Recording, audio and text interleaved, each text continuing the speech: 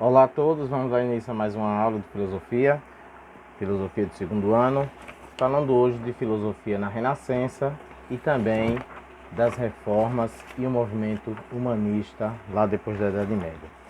Em filosofia, assim como em história e na sociologia, a gente vai acompanhando desde a origem, como vocês viram no primeiro ano, e agora no segundo ano vocês vão ver a outra fase da filosofia, como é que o mundo se comportava agora na Idade Média, com a igreja sendo a instituição mais forte, disseminando a sua filosofia, os saberes, uma vez que as universidades surgiram através da igreja católica, e agora como é que vão se comportar os filósofos nesse período da história e como é que eles vão rever os estudos filosóficos antes desse período. A gente vai ver uma forte influência de Santo Agostinho e São Tomás de Aquino, e nós vamos ver também que eles vão revirar tudo que já era escrito da filosofia, da origem, os textos de Aristóteles, de Platão, de Sócrates, e vão dar um novo entendimento a esse período da filosofia. Pois bem, filosofia na Renascença. O que é que significa Renascença? Renascer. Então, passado aquele período da Idade Média, que ficou conhecido como o período das trevas, em que a igreja, através do Tribunal de Santo Ofício e da Santa Inquisição, punia todo mundo que tinha um pensamento contra os fundamentos da igreja.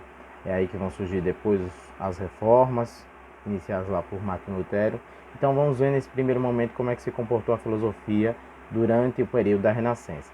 Olha, a investigação humana seria privilegiada, o homem racionalizaria através dos seus pensamentos a investigação dos diversos fenômenos naturais, sociais, culturais e míticos. O que é importante a gente lembrar mais uma vez é que, durante esse período da Renascença, não é que os filósofos queriam romper o discurso de fé da igreja, eles apenas queriam conciliar esse discurso com fé e razão.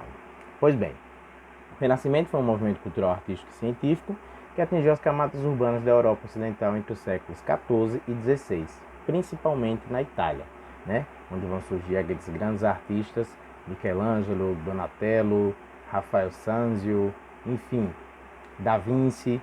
Foi essencial para o abandono das ideias medievais que ainda estavam presentes, porém não deveria ser visto como uma ruptura radical entre a Idade Média e a nova Idade Moderna.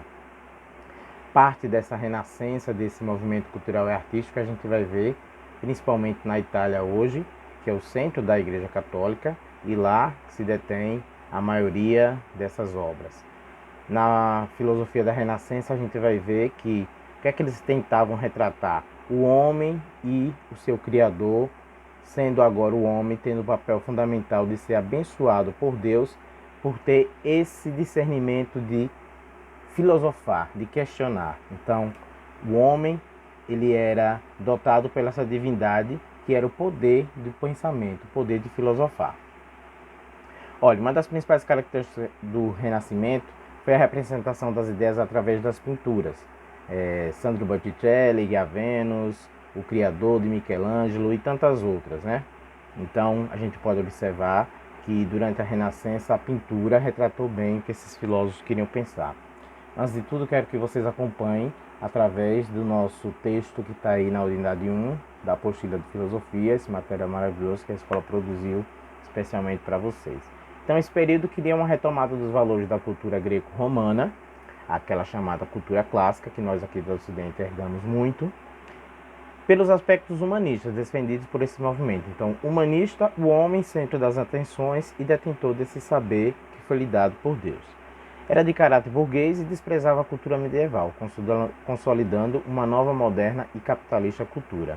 As conquistas marítimas, o aumento do comércio, principalmente com o Oriente, o apoio dos governantes europeus e o clero, aos artistas intelectuais dessa época, que produziram e retrataram nas diversas formas de arte o que é que se pensava, qual era a filosofia de vida desse período. Então, os pensadores intelectuais humanistas geralmente são confundidos com antirreligiosos, porém, não podemos perpetuar esse equívoco da interpretação, visto que os humanistas queriam manter a relação com Deus e o mundo real.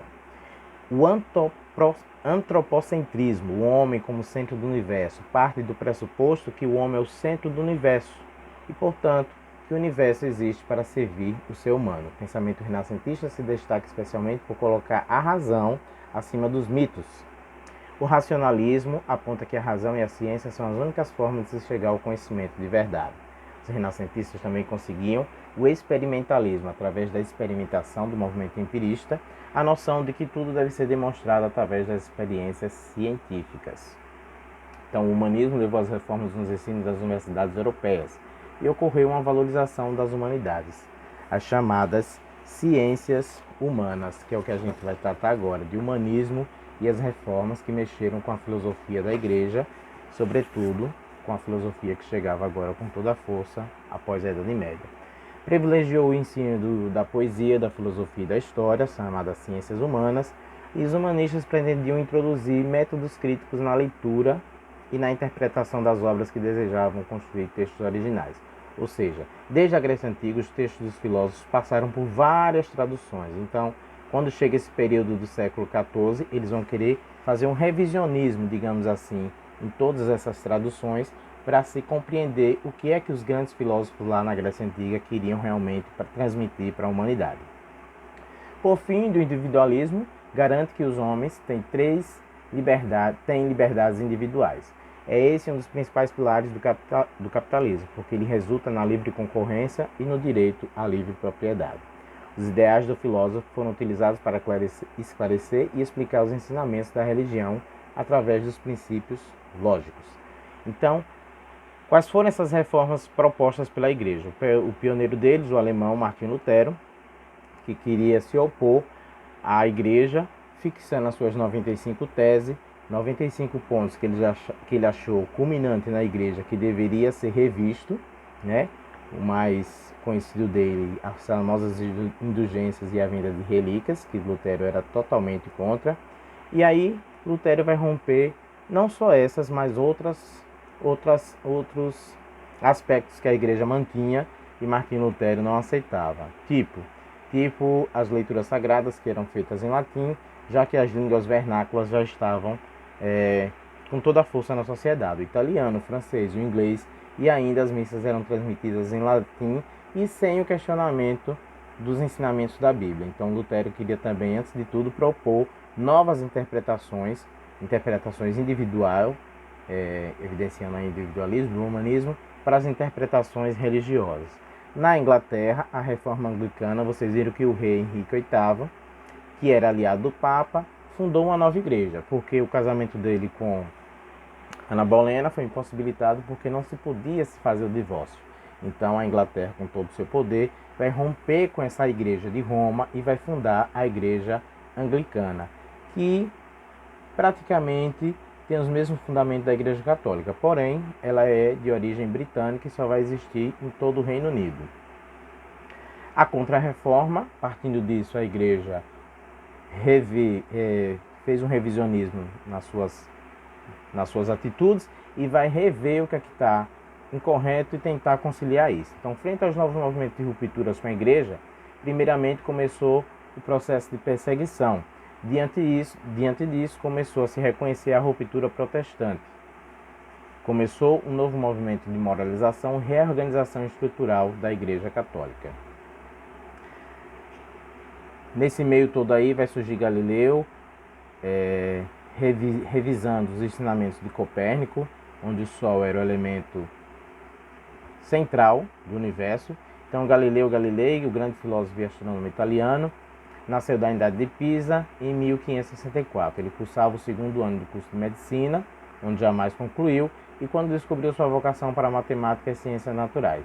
Conta-se também que, observando despreocupadamente as oscilações de um lustre na Catedral de Pisa, Galileu interessou-se em medir o tempo e a oscilação comparando o número de batidas com seu próprio pulso. Ou seja, era um grande cientista matemático. Ele passou a defender e a divulgar a teoria de Copérnico de que a Terra, assim como os demais planetas, se move ao redor do Sol, como eu já falei. Para evitar que fosse queimado vivo, Galileu Galilei se viu obrigado a renegar suas ideias através de uma confissão lida em voz alta perante o Conselho da Santa Igreja. A gente vai encerrando por aqui.